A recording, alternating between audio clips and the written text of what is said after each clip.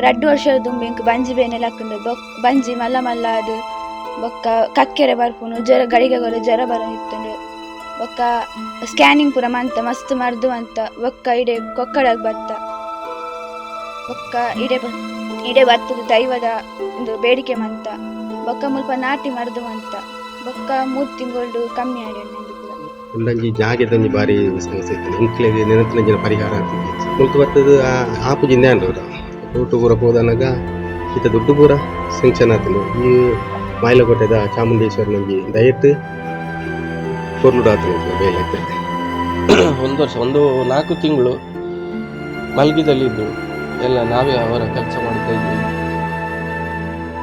ಹಾಗೆ ಇರುವಾಗ ಅವರೇ ಹೇಳಿದರು, ಬನ್ನಿ ನೋಡುವ, ಇಲ್ಲಿ ಪ್ರಾರ್ಥನೆ ಮಾಡಿ ನೋಡುವ. ಅದೇ ಥರ ಮಾಡಿ ಈಗ ತೊಂದರೆ ಇಲ್ಲ. ನೋಡಿದ್ರಲ್ಲ, ಒಬ್ಬರಿಗೆ ಹೊಟ್ಟೆ ನೋವು ವಾಸಿ ಆಯಿತು, ಇನ್ನೊಬ್ಬರಿಗೆ ಜಾಗದ ಸಮಸ್ಯೆ ನಿವಾರಣೆ ಆಯಿತು, ಮತ್ತೊಬ್ಬರು ಅವರ ತಂದೆಯ ಅನಾರೋಗ್ಯದಿಂದ ಹೊರ ಬಂದರು. ಇದೆಲ್ಲವೂ ಕೂಡ ನಡೆದಿದ್ದು ಆ ದೈವಗಳ ಪ್ರಾರ್ಥನೆಯಿಂದ, ಆ ದೈವಗಳ ಆರಾಧನೆಯಿಂದ. ಯಾವುದದು ಕ್ಷೇತ್ರ? ಈ ಕ್ಷೇತ್ರವೇ ಕೊಕ್ಕಡ ಸೀಮೆಯ ಮಾಯಿಲಕೋಟೆ ದೈವ ಸನ್ನಿಧಿ. ಇಲ್ಲಿಗೆ ಬಂದಂತಹ ಭಕ್ತಾದಿಗಳಿಗೆ ಈಗಾಗಲೇ ಏನೆಲ್ಲಾಗಿದೆ, ಯಾವ ರೀತಿಯಾಗಿ ಅವರ ಸಮಸ್ಯೆಗಳು ಪರಿಹಾರ ಆಗಿದೆ ಅನ್ನುವಂಥದ್ದನ್ನು ನೋಡಿದ್ರಿ. ಹಾಗಾದರೆ ಈ ಕ್ಷೇತ್ರ ಹೇಗಿದೆ, ಬನ್ನಿ ನೋಡ್ಕೊಂಡು ಬರೋಣ. ಬೆಳ್ತಂಗಡಿ ತಾಲೂಕು ಕೊಕ್ಕಡ ಸೀಮಾ ಪ್ರದೇಶವನ್ನು ಕದಂಬ ಮಯೂರವರ್ಮ ಆಡಳಿತ ಮಾಡಿರುವಂತಹ ಕುರುಹುಗಳಿವೆ. ಆತನ ಅವಧಿಯಲ್ಲಿ ತುಳುಮಾಯಿಲ ಎಂಬ ವೀರ ಪುರುಷ ಹತ್ತೂರು ಕಾಣುವ ಎತ್ತರದ ಪ್ರದೇಶದಲ್ಲಿ ಕೋಟೆ ಕಟ್ಟಿ ತನ್ನ ರಕ್ಷಣೆಗೆ ಹಾಗೂ ದೈವಾನುಗ್ರಹಕ್ಕಾಗಿ ಶ್ರೀ ಕೋಟೆ ಚಾಮುಂಡಿ, ಶ್ರೀ ವರ್ಣಾರ ಪಂಜುರ್ಲಿ, ಕಲ್ಲುರ್ಟಿ ಗುಳಿಗನ್ನ ಆರಾಧಿಸಿದನು ಅನ್ನುವಂತಹದೊಂದು ಕುರುಹುಗಳು ಸಿಕ್ಕಿರುವಂಥದ್ದು. ಕಾಲಘಟ್ಟದಲ್ಲಿ ಮಾಯಿಲ ಅರಸ ಆರಾಧಿಸಿದ ಸಾನ್ನಿಧ್ಯ ನಾಶಗೊಂಡವು. ಪ್ರಸ್ತುತ ಈ ದೈವಗಳ ಕೋಪದಿಂದ ಗ್ರಾಮಸ್ಥರಿಗೆ ಹಲವು ರೀತಿಯ ತೊಂದರೆ, ಅಕಾಲ ಮರಣ, ಸಂಪತ್ತು, ಆರೋಗ್ಯ, ಮನಃಶಾಂತಿ ಹಾನಿ ಆಗ್ತಾ ಇದ್ದು ಅನುಭವ ಆಗಿದೆ. ಅದು ಆ ಅನುಭವದಿಂದ ಈಗ ಗ್ರಾಮಸ್ಥರೆಲ್ಲರೂ ಕೂಡ ಒಟ್ಟಾಗಿದ್ದಾರೆ. ಜೊತೆಗೆ ಮಾಯಿಲ ಸಮುದಾಯದವರು ಕೂಡ ಒಟ್ಟಾಗಿದ್ದಾರೆ. ಒಟ್ಟಾಗಿ ಈ ಒಂದು ಕ್ಷೇತ್ರವನ್ನ ಮತ್ತೆ ಪುನರುಜ್ಜೀವನಗೊಳಿಸುವಂತಹ ಕೆಲಸವನ್ನ ಮಾಡ್ತಾ ಇದ್ದಾರೆ. ಏನಿದು ಇತಿಹಾಸ ಅನ್ನುವಂಥದ್ದನ್ನು ನಾವು ತಿಳ್ಕೋಬೇಕು. ಅದಕ್ಕಿಂತ ಮೊದಲು ಇಲ್ಲೊಂದು ಬಾಲಾಲಯ ಅಂತ ಇದನ್ನು ಕರಿಬೋದು. ಇಲ್ಲಿ ಪೂಜೆ ಕೈಂಕರ್ಯಗಳು ನಡೀತಾ ಇದ್ದಾವೆ. ಈಗಾಗಲೇ ಈ ಪೂಜಾ ಕೈಂಕರ್ಯಗಳು ನಡೀತಾ ಇರುವಂತಹ ಪ್ರದೇಶದಲ್ಲಿ ಒಂದು ದೀಪ, ಜೊತೆಗೆ ಒಂದು ಕಲ್ಲು, ಜೊತೆಗೆ ಒಂದಷ್ಟು ಆರಾಧನೆ ನಡೀತಾ ಇದೆ. ಮತ್ತೊಂದು ಕಡೆಯಿಂದ ಇದು ಒಂದು ಗುಡಿ, ಮತ್ತೆ ಇಲ್ಲೊಂದು ಗುಡಿ, 2 ಗುಡಿಯ ನಿರ್ಮಾಣ ಕೂಡ ಆಗ್ತಾ ಇದೆ. ಇದು ಚಾಮುಂಡಿಯ ಗುಡಿ ಆದರೆ ಇದು ಕಲ್ಲುರ್ಟಿಯ ಗುಡಿ ಅನ್ನುವಂಥದ್ದನ್ನು ಇವರು ಹೇಳ್ತಾ ಇದ್ದಾರೆ. ಏನಿದು ಇತಿಹಾಸ ಅಂತ ತಿಳ್ಕೋಬೇಕು. ಯಾಕೆಂತಂದರೆ ಕೊಕ್ಕಡದವರು ಕೋಟೆ ನಿರ್ಮಾಣವನ್ನು ಮಾಡ್ತಾ ಇದ್ದಾರೆ. ಬಹುದೊಡ್ಡ ಒಂದು ಕೆಲಸ. ದೇವಸ್ಥಾನವನ್ನು ಕಟ್ಟಿದವರನ್ನು ನೋಡಿದ್ದೀವಿ, ದೈವಸ್ಥಾನಗಳನ್ನು ಕಟ್ಟಿ ಅಷ್ಟಬಂಧ ಬ್ರಹ್ಮಕಲಶೋತ್ಸವವನ್ನು ನಡೆಸಿದವರನ್ನು ನೋಡಿದ್ದೀವಿ. ಆದರೆ ಕೋಟೆ ನಿರ್ಮಾಣ ಮಾಡಿದವರನ್ನು ನಾವು ನೋಡಲಿಲ್ಲ. ಆದರೆ ನಮ್ಮ ಊರು, ನಮ್ಮ ತಾಲೂಕಿನ ಕೊಕ್ಕಡದಲ್ಲಿ ಒಂದು ಕೋಟೆ ನಿರ್ಮಾಣ ಆಗ್ತಾ ಇದೆ. ಅದು ಬಹಳ ಇತಿಹಾಸದಲ್ಲಿ ಇದ್ದಂತಹ ಕೋಟೆ, ನಶಿಸಿ ಹೋದಂತಹ ಕೋಟೆ, ಅದರ ಕುರುಹು ಸಿಕ್ಕಿದೆ. ಅದನ್ನು ಮತ್ತೆ ಕಟ್ಟುವಂತಹ ಕೆಲಸವನ್ನು ಕೊಕ್ಕಡದವರು ಮಾಡ್ತಾ ಇದ್ದಾರೆ ಅನ್ನುವಂಥದ್ದು. ಈ ಬಗ್ಗೆ ಇತಿಹಾಸದಲ್ಲಿ ಏನು ಹೇಳುತ್ತೆ ಅನ್ನುವಂಥದ್ದನ್ನು ಇಲ್ಲಿಯ ಸ್ಥಳೀಯ ಜಯರಾಮ್ ಅವ್ರ ಹತ್ರ ಕೇಳುವ. ಸರ್, ಏನಿದು ಇತಿಹಾಸ? ಚಾಮುಂಡಿ ಇರ್ಬೋದು, ಕಲ್ಲುರ್ಟಿ, ವರ್ಣಾರ ಪಂಜುರ್ಲಿ, ಇದರದೆಲ್ಲ ಇತಿಹಾಸ ಏನು ಅಂತ? ಅದು ಅಂದರೆ ನಾವು ಕೂಡ ಇದನ್ನು ನೋಡಿದ್ದೇನಿಲ್ಲ. ಭಾರಿ ಪುರಾತನ ಕಾಲದಲ್ಲಿ, ಅರಸರ ಕಾಲದಲ್ಲಿ ಇದು ಒಂದು ನಿರ್ಮಾಣ ಆಗಿದೆ ಅಂತ ಹೇಳ್ತಾರೆ. ಮತ್ತು ನಮಗೆ ಈ ಪರಿಸರಕ್ಕೆಲ್ಲ ತೊಂದರೆ ಬರೋದರಿಂದ ನಾವೇನು ಮಾಡಿದೆವು, ಒಂದು ಇದನ್ನು ತಿಳಿದುಕೊಳ್ಬೇಕಂತ ಹೇಳಿ ಅಷ್ಟಮಂಗಲ ಪ್ರಶ್ನೆಯನ್ನು ಇರಿಸಿದೆವು. ಅದರಲ್ಲಿ ನಮಗೆ ಕಂಡು ಬಂತು, ಪುರಾತನ ಕಾಲದಲ್ಲಿ ಸುಮಾರು 3000 ವರ್ಷಗಳ ಹಿಂದೆ ಮಯೂರವರ್ಮ ಎಂಬವನು ಈ ವಿಜಯನಗರದ ಅರಸನಾಗಿ ಆಳ್ವಿಕೆ ಮಾಡಿಕೊಂಡಿದ್ದ. ಹಾಗೆಯೇ ಕದಂಬ ವಂಶದವರು ಇಲ್ಲಿ ಸೀಮಾ ಅರಸರಾಗಿ ರಾಜ್ಯಭಾರ ಮಾಡಿಕೊಂಡಿದ್ದರು ಅಂತ ಇತಿಹಾಸದಲ್ಲಿ ನಮಗೆ ತಿಳಿದು ಬಂತು. ಆ ಪ್ರಕಾರವಾಗಿ ಮತ್ತೆ ಇಲ್ಲಿ ಪ್ರಧಾನ ದೈವವಾಗಿ ಕಲ್ಲುರ್ಟಿ, ಚಾಮುಂಡಿ, ಪಂಜುರ್ಲಿ, ಗುಳಿಗ 4 ದೈವಗಳು ಉಂಟಂತೇಳಿ ಕಂಡುಬಂತು. ಆ ಪ್ರಕಾರವಾಗಿ ಅದನ್ನು ಜೀರ್ಣೋದ್ಧಾರ ಮಾಡುವುದೆಂದು ನಾವೆಲ್ಲ ಸ್ಥಳೀಯರು ತೀರ್ಮಾನ ತಗೊಂಡು ಕೆಲಸವನ್ನು ಪ್ರಾರಂಭಿಸಿದ್ದೆವು. ಓಕೆ ಸರ್, ಈಗ ಸ್ಥಳೀಯರಿಗೆ ತುಂಬ ತೊಂದರೆಗಳು ಬಂತು ಅಂತ ಹೇಳ್ತಾ ಇದ್ದೀರಿ. ಏನೆಲ್ಲ ತೊಂದರೆಗಳಾಯಿತು, ಯಾಕೆ ಅಷ್ಟಮಂಗಲವನ್ನು ಇಟ್ರಿ ಅಂತ? ಅದು ಅಂದರೆ ಇಲ್ಲಿ ಪರಿಸರದಲ್ಲಿ ಆರೋಗ್ಯದಲ್ಲಿ ವ್ಯತ್ಯಯ, ಯಾರಿಗೂ ಆರೋಗ್ಯ ಸರಿ ಇಲ್ಲ. ಮತ್ತು ಕೃಷಿಯಲ್ಲಿ ನಷ್ಟ. ಏನೇ ಕೃಷಿ ಮಾಡಿದರೂ ನಮಗೆ ಉತ್ಪತ್ತಿ ಸರಿಯಾಗಿ ಸಿಕ್ಕುವುದಿಲ್ಲ. ಮತ್ತು ಅದಕ್ಕೆ ಬೇಕಾದ ನೀರನ್ನು ನಾವು ತೆಗಿಲಿಕ್ಕೆ ಪ್ರಯತ್ನ ಮಾಡಿದರೆ ನೀರು ಕೂಡ ನಮಗೆ ಸಿಕ್ಕುವುದಿಲ್ಲ. ಇದೆಲ್ಲ ಪರಿಸರದಲ್ಲಿ ಅಪಘಾತ, ಇನ್ನೂ ಅನೇಕ ತೊಂದರೆಗಳು ಇಲ್ಲಿ ಬಂದರೆ ನಾವು ಹತ್ತಿರದ ಜೋಯಿಸರಲ್ಲಿ ಹೋಗಿ ಪ್ರಶ್ನೆ ಮಾಡುವಾಗ ಅವರು ಹೇಳ್ತಾರೆ, ನಿಮ್ಮ ಪರಿಸರದಲ್ಲಿ ಅಪಾರ ಶಕ್ತಿಯುಳ್ಳ ಒಂದು ದೇವಿ ಸಾನ್ನಿಧ್ಯ ಉಂಟು, ಇದನ್ನು ಜೀರ್ಣೋದ್ಧಾರ ಮಾಡಿದರೆ ನಿಮಗೆಲ್ಲ ಕ್ಷೇಮ ಉಂಟು, ಇಲ್ಲದಿದ್ದರೆ ನಿಮಗೆ ಕ್ಷೇಮ ಇಲ್ಲ ಅಂತ ಹೇಳ್ತಾರೆ. ಆದರೆ ಇದನ್ನು ನಾವು ಒಂದು ಎರಡು ಮನೆಯವರು ಮಾಡಲಿಕ್ಕೆ ಸಾಧ್ಯ ಇಲ್ಲ. ಆ ಪ್ರಕಾರವಾಗಿ ನಾವು ಇದನ್ನು ಕೇಳುವುದು, ನಮ್ಮ ಪರಿಸರದಲ್ಲಿ ಏನಾದರೂ ಕಲ್ಲು ಹಾಕಿ ಅದಕ್ಕೆ ಒಂದು ಪರ್ವ ಕೊಟ್ಟು ಬಿಡುವುದು, ಈ ರೀತಿಯಲ್ಲಿ ನಾವು ಆರಾಧಿಸಿಕೊಂಡು ಬಂದೆವು. ಆದರೂ ಇದು ಕಾಲಕ್ರಮೇಣ ಉಗ್ರ ರೂಪಕ್ಕೆ ಬಂತು. ಕಲ್ಲುರ್ತಿ ದೈವ ಉಗ್ರ ರೂಪಕ್ಕೆ ಬಂದು ಈ ಪರಿಸರಕ್ಕೆ ಇನ್ನೂ ಹೆಚ್ಚಿನ ಹಾನಿ ಆಗ್ತದೆ ಅಂತ ಹೇಳುವ ಒಂದು ಪ್ರಶ್ನೆಯಲ್ಲಿ ಕಂಡುಬಂತು. ಆ ಪ್ರಕಾರವಾಗಿ ನಾವು ಮತ್ತೆ ಇದನ್ನು ಜೀರ್ಣೋದ್ಧಾರಕ್ಕೆ ಹೊರಟದ್ದು. ಇದು ಪ್ರವಾಸೋದ್ಯಮದ ತಾಣ. ಕೊಕ್ಕಡ ಅಂತಂದರೆ ಒಂದಷ್ಟು ದೇವಸ್ಥಾನಗಳು, ಅದರಲ್ಲೂ ಪ್ರಮುಖವಾಗಿ ಸೌತಡ್ಕ ಇರ್ಬೋದು, ವೈದ್ಯನಾಥೇಶ್ವರ ಇರ್ಬೋದು, ತ್ರಿಗುಣಾತ್ಮಕ ದುರ್ಗಾ ಪರಮೇಶ್ವರಿ ಇರ್ಬೋದು. ಆ ಒಂದು ರಸ್ತೆಯಲ್ಲಿ ಮುಂದೆ ಸಾಗಿದರೆ ಸರ್ವರು ಆರಾಧಿಸುವಂತಹ ಕೋಟಿ ಕೋಟಿ ಭಕ್ತರನ್ನು ಹೊಂದಿರುವಂತಹ ಶ್ರೀ ಕ್ಷೇತ್ರ ಧರ್ಮಸ್ಥಳದ ಮಂಜುನಾಥ ದೇವಸ್ಥಾನ. ಅದರ ಜೊತೆಗೆ ಈಗ ಮಾಯಿಲಕೋಟೆಯಲ್ಲೂ ಕೂಡ ಪ್ರವಾಸೋದ್ಯಮ ಬೆಳವಣಿಗೆ ಆಗುವಂತಹ ಸರ್ವ ಲಕ್ಷಣಗಳು ಕೂಡ ಕಾಣಸಿಗ್ತಾ ಇದೆ. ಕೋಟೆಯನ್ನು ನಾವು ನೋಡ್ತೀವಿ, ಕೋಟೆಯ ಮೇಲ್ಭಾಗಕ್ಕೆ ಹೋಗಿ ಕೋಟೆ ಯಾವ ರೀತಿ ಇದೆ ಅನ್ನುವಂಥದ್ದನ್ನು ತಿಳ್ಕೊತೀವಿ. ಅದಕ್ಕಿಂತ ಮೊದಲು ಪೂವಾಜೆ ಕುಶಲಪ್ಪ ಗೌಡ್ರಿದ್ದಾರೆ. ಸರ್ ನಮಸ್ತೆ. ಇತಿಹಾಸ ಅಂತ ಹೇಳ್ತೀವಿ, ಇತಿಹಾಸ ಅಂತ ಹೇಳುವುದಕ್ಕಿಂತ ಜಾಸ್ತಿಯಾಗಿ ನಿಮಗೆ ಅನುಭವ ಅಂತ ನಾನು ಕೇಳ್ತೀನಿ. ಯಾಕೆಂತಂದರೆ ಇಲ್ಲಿ ಒಂದು ಪ್ರಶ್ನೆ ಕೇಳಬೇಕು ಅಂತಂದರೆ ಇಲ್ಲಿ ಆ ಅನುಭವವೇ ಅದಕ್ಕೆ ಪ್ರಮುಖ ಕಾರಣ. ಯಾಕೆಂತಂದರೆ ಕಷ್ಟಗಳು, ನಷ್ಟಗಳು, ಅಕಾಲ ಮರಣ ಇವೆಲ್ಲವೂ ಕೂಡ ಅನುಭವದಿಂದ ಬಂದಿರುವಂಥದ್ದು. ಏನೆಲ್ಲ ಆಗಿದೆ ಸರ್ ಊರಲ್ಲಿ?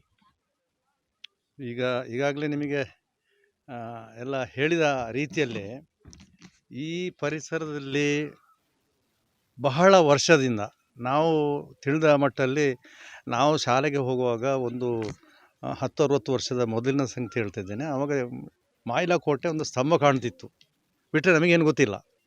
ಆ ನಂತರ ಇಲ್ಲಿ ಏನೋ ತೊಂದರೆಗಳು ಶುರುವಾಯಿತು ಅಂತ ಹೇಳುವಂಥದ್ದು ಊರಿನವರು ಹೇಳ್ತಾಯಿದ್ರು. ಬಹಳ ತೊಂದರೆ, ಅಲ್ಲಿ ಹೋಗುವಾಗ ಹೆದರಿಕೆ ಆಗ್ತದೆ, ಇಲ್ಲಿ ಹೋಗುವಾಗ ಹೆದರಿಕೆ ಆಗ್ತದೆ, ಏನೋ ಏನೋ ಒಂದು ಶಬ್ದ ಆಗ್ತಾ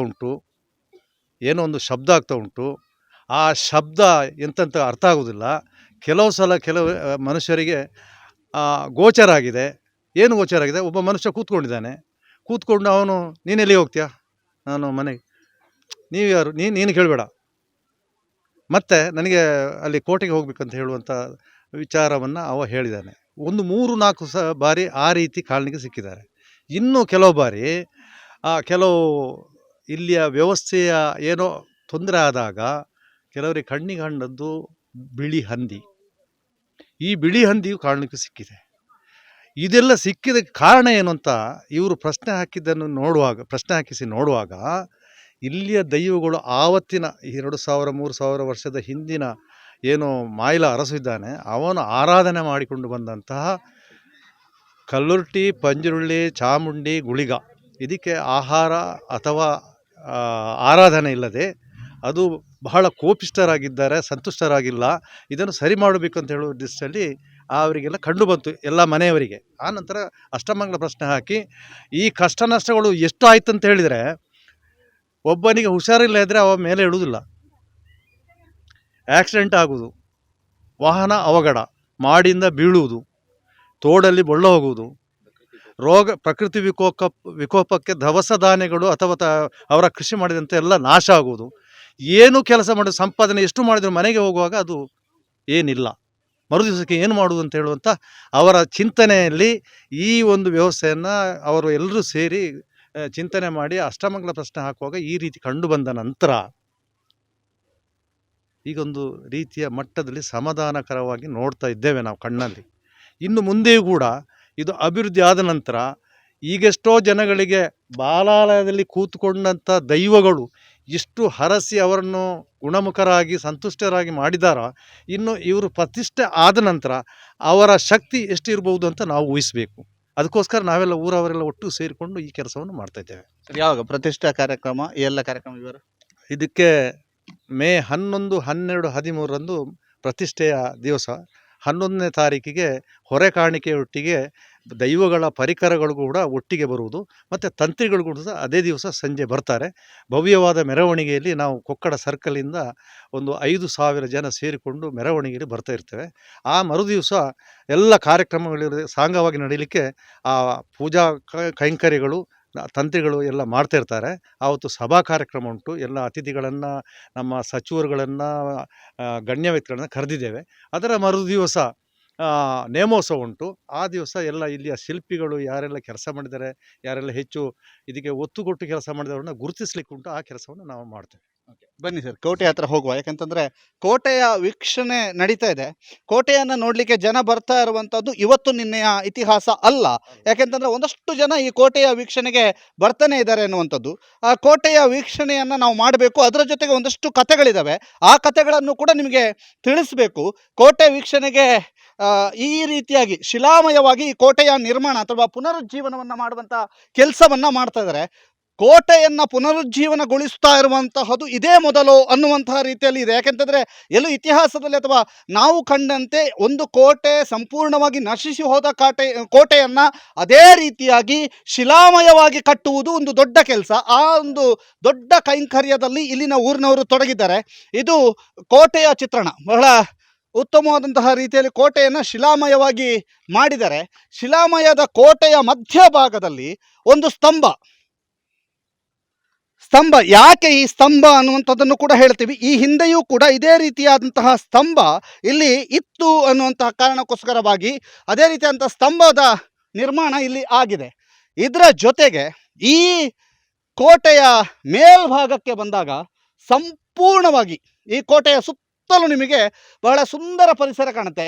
3 ತಾಲೂಕುಗಳು ನಮಗೆ ಕಾಣುತ್ತದೆ. ಒಂದು ಬೆಳ್ತಂಗಡಿ, ಇನ್ನೊಂದು ಕಡಬ, ಮತ್ತೊಂದು ಪುತ್ತೂರು. 3 ತಾಲೂಕಿನ ಗಡಿ ಪ್ರದೇಶಗಳು ಕೂಡ ನಮಗೆ ಈ ಒಂದು ಕೋಟೆಯ ಮೇಲ್ಭಾಗಕ್ಕೆ ನಿಂತಾಗ ಕಾಣುತ್ತೆ. ಅದರ ಜೊತೆಗೆ ನಮ್ಮ ಊರು, ನಮ್ಮ ಜಿಲ್ಲೆ ಎಷ್ಟು ಸುಂದರ, ಎಷ್ಟು ಬಹಳ ಅದ್ಭುತವಾದಂತಹ ಪರಿಸರದಲ್ಲಿ ನಾವಿದ್ದೇವೆ ಅನ್ನುವಂಥದ್ದನ್ನು ಸಾರುವ ರೀತಿ ಈ ಕೋಟೆ ಇದೆ. ಈ ಕೋಟೆಯ ಈ ಭಾಗದಲ್ಲಿ ಕಳ್ಳರು ಕಾಕರು ಬಂದು ಇದನ್ನು ಅಗಿಯುವಂತಹ ಪ್ರಯತ್ನವನ್ನು ಮಾಡಿದ್ರಂತೆ. ಯಾಕೆ ಸರ್ ಕಳ್ಳರು ಕಾಕರು ಬಂದು ಅಗಿಯುವಂಥ ಪ್ರಯತ್ನ ಮಾಡಿದ್ರು ಅನ್ನುವಂಥದ್ದು ಒಂದು ಇತಿಹಾಸದಲ್ಲಿ ನಾನು ಈಗಾಗಲೇ ಹೇಳಿದ ಹಾಗೆ ನಿಧಿ ಉಂಟು ಅಂತ ಹೇಳುವಂಥದ್ದು ಪ್ರಚಲಿತವಾಗಿ ಮೊದಲಿಂದಲೂ ಬಹಳ ದೊಡ್ಡ ನಿಧಿ ಉಂಟು ಅಂತ ಹೇಳುವಂಥದ್ದು ಪ್ರಚಾರ ಇತ್ತು. ಈ ನಿಧಿಗೋಸ್ಕರ ಇಂಥ ಒಂದು ಕೆಂಪಿನ ಸ್ತಂಭ ಇತ್ತು, ಕೆಂಪು ಕಲ್ಲಿದ್ದು. ಅದನ್ನು ಮಗಚಿ ಹಾಕಿ ಅಗೆದು ಏನು ಸಿಗದೆ ಹೋಗಿದ್ದಾರೆ. ಅದರ ನಂತರ ಅದು ಯಾರು ಅಗೆದಿದ್ದಾರೆ ಅವರೆಲ್ಲ ಸರ್ವನಾಶ ಆಗಿ ಹೋಗಿದ್ದಾರೆ. ಯಾರು ಕೂಡ ಈಗ ಜೀವಂತವಾಗಿ ಇಲ್ಲ. ಈ ಕೋಟೆಯನ್ನು ಕಟ್ಟಿದ್ದು ಕೂಡ ಊರನ್ನು ಉಳಿಸುವುದಕ್ಕಾಗಿ, ಊರಿನ ಸಂಪತ್ತನ್ನು ಉಳಿಸುವುದಕ್ಕಾಗಿ. ಒಂದು ಮಾತಿದೆ, ಊರಲ್ಲಿ ಏನಾದರೂ ಅವಘಡಗಳಾಗಿ ಕಡೆಯಲ್ಲಿ ಯಾರಾದರೂ ಅದಕ್ಕೆ ಕಾರಣ ಹುಡುಕ್ತಾ ಅಥವಾ ಕಡೆಯಲ್ಲಿ ಅದರ ತೀರ್ಮಾನಕ್ಕೆ ಬಂದರೆ ಕೋಟೆ ಬಾಗಿಲು ಮುಚ್ಚಿದ ನಂತರ ಬಂದರು ಅನ್ನುವಂಥದ್ದು ಮಾತಿದೆ. ಇಲ್ಲ, ಹಾಗಾಗಲಿಲ್ಲ. ಕೋಟೆಯನ್ನು ಕಟ್ಟಿ ಸಂಪತ್ತನ್ನು ಕಾಯುವಂಥ ಕೆಲಸವನ್ನು ಮಾಡ್ತಾ ಇದ್ದಾರೆ ಅನ್ನುವಂಥದ್ದು. ಸರ್, ಇಲ್ಲಿ ಯಾವ ಸಂಪತ್ತಿದೆ, ಯಾವ ದೇವಸ್ಥಾನಕ್ಕೆ ಸಂಬಂಧಪಟ್ಟಂಥ ಸಂಪತ್ತಿದೆ ಅನ್ನುವಂಥದ್ದು ನಿಮಗೆ ತಿಳಿದು ಬಂತು? ಇದು ಪುರಾತನ ಕಾಲದಲ್ಲಿ ನಮ್ಮ ಹತ್ತಿರದಲ್ಲಿ ವೈದ್ಯನಾಥೇಶ್ವರ ಕ್ಷೇತ್ರ ಇದೆ. ಅದು ಪುರಾತನ ಕಾಲದಲ್ಲಿ ದೊಡ್ಡ ಶ್ರೀಮಂತ ದೇವಸ್ಥಾನ. ಅಂದರೆ ಎಷ್ಟೋ ಜನ ತಮ್ಮ ಕಷ್ಟಗಳನ್ನು ಆ ದೇವಸ್ಥಾನದಲ್ಲಿ ಪರಿಹರಿಸಿಕೊಂಡು ಹೋಗ್ತಿದ್ರು. ಆ ಸಂದರ್ಭದಲ್ಲಿ ಅಲ್ಲಿ ಬೇಕಾದಷ್ಟು ಸಂಪತ್ತಿತ್ತು. ಆ ಸಂಪತ್ತನ್ನು ಈ ಜಾಗದಲ್ಲಿ ಹೂತಿಟ್ಟಿದ್ದಾರೆ. ಅವರು ಇದನ್ನು ರಕ್ಷಣೆಗೆ ಬೇಕಾಗಿ ಅದಕ್ಕೊಂದು ಕೋಟೆ ನಿರ್ಮಾಣ ಮಾಡಿ 4 ಕಡೆಯಲ್ಲಿ ಕಾವಲು ಕಟ್ಟೆಯನ್ನು ನಿರ್ಮಿಸಿ ಅದರಲ್ಲಿ ಕಾವಲು ನಿಂತು ಒಂದು ಕಡೆಯಿಂದ ಕೋಟೆಯ ರಕ್ಷಣೆ, ಇನ್ನೊಂದು ಕಡೆಯಿಂದ ಸೈನ್ಯ ಯಾವ ಭಾಗದಿಂದ ಬರುತ್ತದೆ ಅದನ್ನು ಅವರಿಗೆ ನೋಡಲಿಕ್ಕೆ ಒಂದು ಎತ್ತರ ಪ್ರದೇಶ ಇದು. ಹಾಗಾಗಿ ಇಲ್ಲಿ ಒಂದು ಎತ್ತರ ಪ್ರದೇಶದಲ್ಲಿ ಅವರು ಕೋಟೆ ಕಟ್ಟಿ ಇಲ್ಲಿ ಬೇಕಾದಷ್ಟು ಸಂಪತ್ತು ಇಟ್ಟಿದ್ದಾರೆ ಅಂತ ಹೇಳ್ತಾರೆ. ಪ್ರಶ್ನೆಯಲ್ಲೂ ಕಂಡುಬಂದಿದೆ. ಹಾಗಾಗಿ ಇದರ ರಕ್ಷಣೆಗೆ ಈ ರೀತಿಯ ಕೋಟೆಯನ್ನು ಈಗ ನಿರ್ಮಾಣ ಮಾಡಿದ್ದೇವೆ. ಓಕೆ, ಈಗ ನಾವು ಕೆಳಭಾಗದಲ್ಲಿರುವಂಥ ಒಂದು ಹಲಸಿನ ಮರದ ಬುಡಕ್ಕೆ ಹೋಗ್ತೀವಿ. ಯಾಕೆಂದರೆ ಅಲ್ಲಿ ಒಂದು ಬಹುದೊಡ್ಡ ಸ್ಟೋರಿ ಇದೆ, ಇಲ್ಲೊಂದು ಕಥೆ ಇದೆ. ಇದು ಹಲಸಿನ ಮರ. ಈ ಮರವನ್ನು ಕಳ್ಳಕಾಕರು ಕಡಿಯುವಂಥ ಸಂದರ್ಭದಲ್ಲಿ ಆದಂಥ ಘಟನೆ, ಮನುಷ್ಯನ ದೇಹವನ್ನು ಕಡಿದಾಗ ಯಾವ ರೀತಿ ರಕ್ತ ಬರುತ್ತೋ ಹಾಗೆ ರಕ್ತ ಬಂದಿತ್ತು. ಕಡಿದವರು ಕೂಡ ಕೆಲವರು ಇದ್ದಾರೆ ಈಗ ಅನ್ನುವಂಥದ್ದಿದೆ. ಇವ್ರ ಹತ್ರನೇ ಕೇಳುವ ಏನಿದು ಇತಿಹಾಸ ಅಂತ. ಸರ್, ಈ ಮರಕ್ಕೆ ಬಹಳ ಪ್ರಾಮುಖ್ಯತೆಯನ್ನು ಕೊಟ್ಟಿದ್ದೀರಿ, ಕಟ್ಟೆ ಕಟ್ಟಲಿಕ್ಕೆ ವ್ಯವಸ್ಥೆಯನ್ನು ಮಾಡ್ತಿದ್ದೀರಿ. ಹಲಸಿನ ಮರಕ್ಕೆ, ಅದು ಕೂಡ ದೇವಸ್ಥಾನದಿಂದ ಸುಮಾರು 100 ಮೀಟರ್ನಷ್ಟು ದೂರ ಇದೆ. ಏನು ಇಷ್ಟು ದೂರದಲ್ಲಿ ಇರುವಂಥ ಹಲಸಿನ ಮರಕ್ಕೆ ಒಂದು ಕಟ್ಟೆ ಕಟ್ಟುವಂಥದ್ದು, ಇದರ ಇತಿಹಾಸ ಏನು, ಏನಕ್ಕೋಸ್ಕರ ಹೀಗೆ? ಸರ್, ಇದು ಬಹಳ ಪ್ರಾಚೀನ ಕಾಲದ ಒಂದು ಸನ್ನಿಧಿಗಳು ಯಾರಿಗೂ ಗೊತ್ತಾಗಲಿಕ್ಕಿಲ್ಲ. ಅಂದರೆ ಈಗ ಒಂದು 100 ವರ್ಷದಿಂದ ಇತ್ತಲಾಗೆ ನಮಗೆ ಗೊತ್ತು ಅಷ್ಟೇ ಏನೆಲ್ಲ ಆಗಿದೆ ಅಂತ. ಆ ಮೊದಲಿನವರು ಹೇಳಿದಂಥ ಮಾತನ್ನು ವಿಶ್ವಾಸದಲ್ಲಿ ನಾವು ಹೇಳ್ತಾ ಇದ್ದೇವೆ. ಅಂದರೆ ಈಗ ತಾನೇ ಹೇಳಿದ ಹಾಗೆ ಮೊದಲು ಮದುವೆ ಆಗುವವರಿಗೆ ಚಿನ್ನಾಭರಣ ಬೇಕು ಅಂತ ಹೇಳಿ ಇಲ್ಲಿ ಎಲೆ ಅಡಿಕೆ ವೀಳ್ಯದೆಲೆ ಇಟ್ಟು ಪ್ರಾರ್ಥನೆ ಮಾಡಿ ಹೋದರೆ ಮರುದಿವಸ ಆ ಚಿನ್ನಾಭರಣ ಇತ್ತು ಅದನ್ನು ಹಾಕ್ಕೊಂಡೋಗಿ ಮದುವೆ ಆದ ನಂತರ ಆ ಚಿನ್ನಾಭರಣ ವಾಪಸ್ ತಂದು ಇಟ್ಟು ವೀಳ್ಯ ಇಟ್ಟು ಪ್ರಾರ್ಥನೆ ಮಾಡಿ ನಮ್ಮದು ಕೆಲಸ ಆಗಿದೆ, ದೇವರಿಗೆ ಧನ್ಯವಾದ, ದೈವಗಳಿಗೆ ಧನ್ಯವಾದ ಅಂತ ಹೇಳಿ ಹೋಗೋದು. ಈ ಪದ್ಧತಿ ಮೊದಲಿಂದ ಇದ್ದಂಥದ್ದು.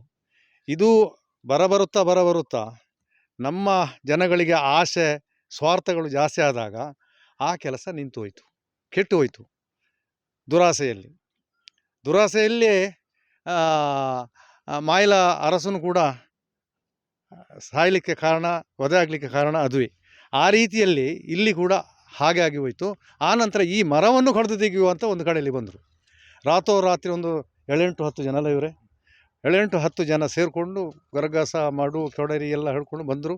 ಕೊಯ್ಲಿಕ್ಕೆ ಶುರು ಮಾಡಿದಾಗ ಇವರಿಗೆ ಎಷ್ಟು ಕೊಯ್ದರು ಇದು ಬೀಳುವುದಿಲ್ಲ ಏನಂತ ಹೇಳಿ ಸ್ವಲ್ಪ ನಿಂತರು, ಕೂತ್ಕೊಂಡು ಬೀಡಿ ಸಿಗರೇಟ್ ಸೇದಲಿಕ್ಕೆ ಅಂದ್ಕೊಂಡು ಈ ಗರಗಸದ ಮೇಲೆ ರಕ್ತ ಹರಿತಾ ಉಂಟು.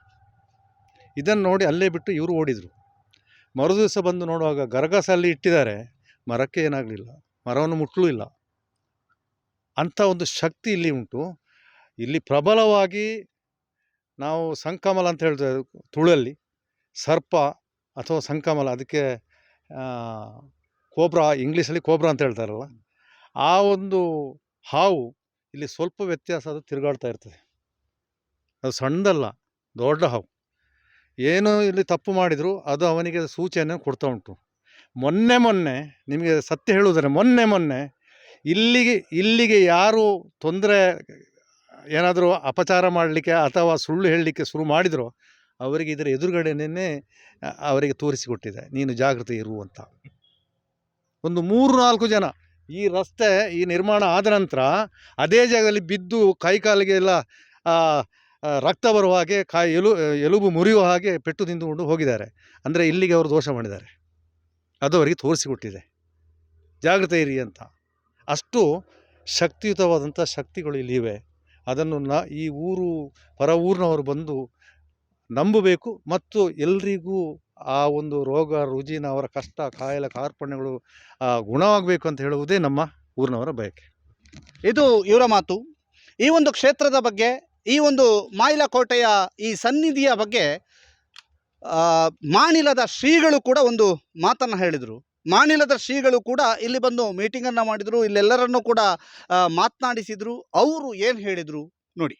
ಹೆಚ್ಚು ಕಡಿಮೆ 33,000ಕ್ಕೂ ಹೆಚ್ಚಿನ ವರ್ಷದ ಹಿಂದಿನ ಇತಿಹಾಸ ಇರತಕ್ಕಂಥ ಈ ಸಾನ್ನಿಧ್ಯದಲ್ಲಿ ರಾಜಮನೆತನದ ವಂಶಾಡಳಿತ ನಡೆಯತಕ್ಕಂಥ ಸಂದರ್ಭದಲ್ಲಿ ರಾಜಮನೆತನಕ್ಕೆ ಬೇರೆ ರೀತಿಯ ಆಯಾಮದಲ್ಲಿ ಆಕ್ರಮಣಗಳು ಆಡಿದಾಗ ಈ ದೇವಸ್ಥಾನ ದುಸ್ಥಿತಿಗೆ ಬಂತು. ಈ ದೇವಸ್ಥಾನದ ಪ್ರಾತಿನಿಧ್ಯ ಕಳ್ಕೊಳ್ಳುವಂಥ ಪರಿಸ್ಥಿತಿ ಬಂತು. ಆ ಕಾಲದಲ್ಲಿ ಈ ಪ್ರದೇಶದಲ್ಲಿ ಗುಡ್ಡಗಾಡು ಪ್ರದೇಶ, ಬೇರೆ ಬೇರೆ ಆದಿವಾಸಿ ಜನಾಂಗದವರು ಕೂಡ ಭಾಳ ಇತಿಹಾಸ ಇದ್ದಂಥ ಜನಾಂಗ ಇಲ್ಲಿ ಇದ್ದಂಥ ಇತಿಹಾಸ ಕೂಡ ಇದೆ.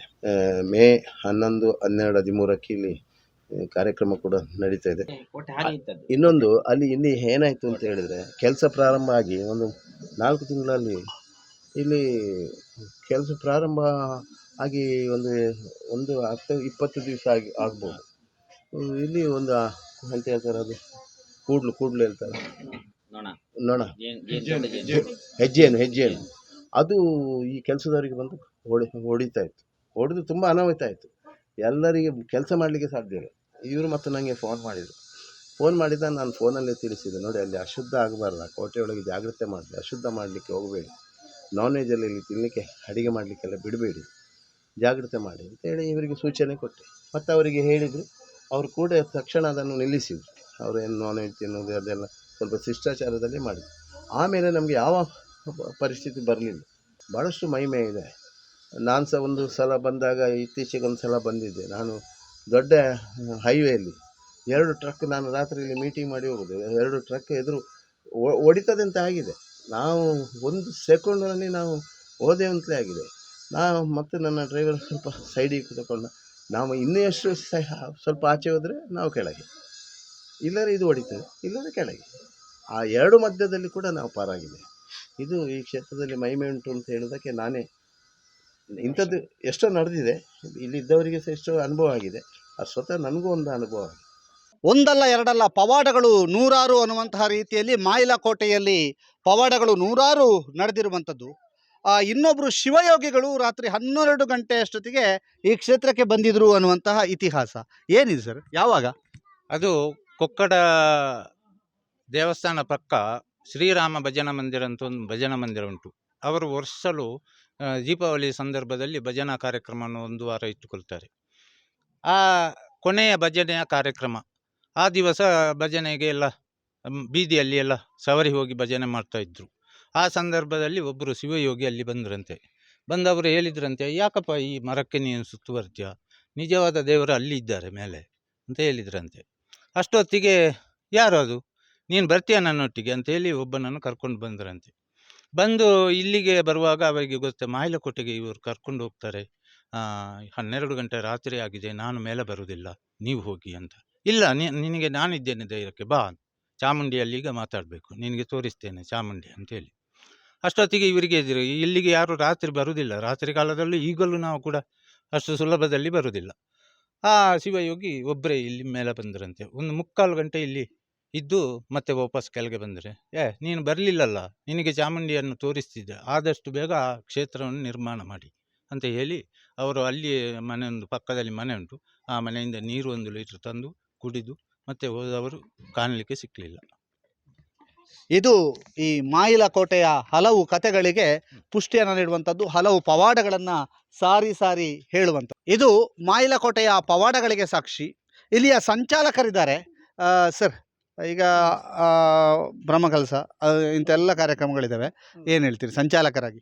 ನಾನು ಇಲ್ಲಿ ಈ ಬ್ರಹ್ಮಕಲಶ ಇದು ಮಾಡುವಂಥ ಒಂದು ಪ್ರಶ್ನೆ ಇಟ್ಟಾಗ ಆ ದಿನದಿಂದ ಇಲ್ಲಿಗೆ ಬರ್ತಾ ಇದ್ದೀನಿ. ಅಲ್ಲಿಂದ ಬಂದ ಮೇಲೆ ನನ್ನ ಮನಸ್ಸಿಗೆ ತುಂಬ ಒಂದು ಖುಷಿಯಾಗಿದೆ. ಅದೇ ಥರ ಈ ಒಂದು ಜಾಗವನ್ನು ನೋಡುವಾಗ ಒಂದು ಮೈ ರೋಮಾಂಚನಗೊಳ್ತದೆ. ಅದೇ ಥರ ಇದು ದಿನದಿಂದ ದಿನಕ್ಕೆ ಜನ ಇಲ್ಲಿ ಜಾಸ್ತಿನೇ ಆಗ್ತಾ ಇದೆ. ಇನ್ನೊಂದು ಮೇ 11, 12, 13 ಈ 3 ದಿನದ ಬ್ರಹ್ಮಕಲಶದಲ್ಲಿ ಜನಸಂಖ್ಯೆ ರಾಜ್ಯದ ಮೂಲೆ ಮೂಲೆಗಳಿಂದ ಬಂದು ಸೇರಬೇಕಾಗಿ ನನ್ನ ಪ್ರಕಾರ ನನ್ನ ಸೈಡಿಂದ ವಿನಂತಿ ಮಾಡ್ತಾ ಇದ್ದೀನಿ. ಇದು ಇವರ ಮಾತು. ಮಾಯಿಲಕೋಟೆಯ ಈ ಒಂದು ಇತಿಹಾಸ ಅಥವಾ ಮಾಯಿಲಕೋಟೆಯ ಈ ಒಂದು ಗುಡಿಗಳು ನಿರ್ಮಾಣ ಆಗಿದೆ. ಇನ್ನೇನು ಉದ್ಘಾಟನೆ ಅಥವಾ ಬ್ರಹ್ಮಕಲಶ ಆಗಿ ದೈವಗಳನ್ನು ಪ್ರತಿಷ್ಠಾಪಿಸಿ ಪೂಜೆ ಪುನಸ್ಕಾರಗಳನ್ನು ಶುರು ಮಾಡೋದಷ್ಟೇ ಬಾಕಿ ಇದೆ. ಈ ಮಾಯಿಲಕೋಟೆ ಈಗಾಗಲೇ ತನ್ನ ಕಾರಣಿಕದಿಂದ ಒಂದಷ್ಟು ಹೆಸರನ್ನು ಗಳಿಸಿದೆ. ಇದು ಮತ್ತಷ್ಟು ಹೆಸರನ್ನು ಗಳಿಸುವಂತಾಗಲಿ, ಇಲ್ಲಿಯ ತನಕ ಇದ್ದಂತಹ ಜನಗಳಿಗೆ ಆದಂತಹ ಆಪತ್ತುಗಳು, ಅನಾರೋಗ್ಯ, ಅಕಾಲ ಮರಣ ಇವೆಲ್ಲ ದೂರವಾಗಿ ಇಡೀ ಈ ಸುತ್ತಮುತ್ತ ಈ ದೇವರನ್ನು ನಂಬಿದವರಿಗೆ ನೆಮ್ಮದಿ ನೆಲೆಸಲಿ ಅನ್ನುವಂಥದ್ದು ನಮ್ಮ ಪ್ರಾರ್ಥನೆ ಕೂಡ. ಪ್ರಜ್ವಲ್ ಜೊತೆಗೆ ದಾಮೋದರ ದುಂಡುಲೆ, ಸುದ್ದಿ ನ್ಯೂಸ್, ಮಾಯಿಲಕೋಟೆ.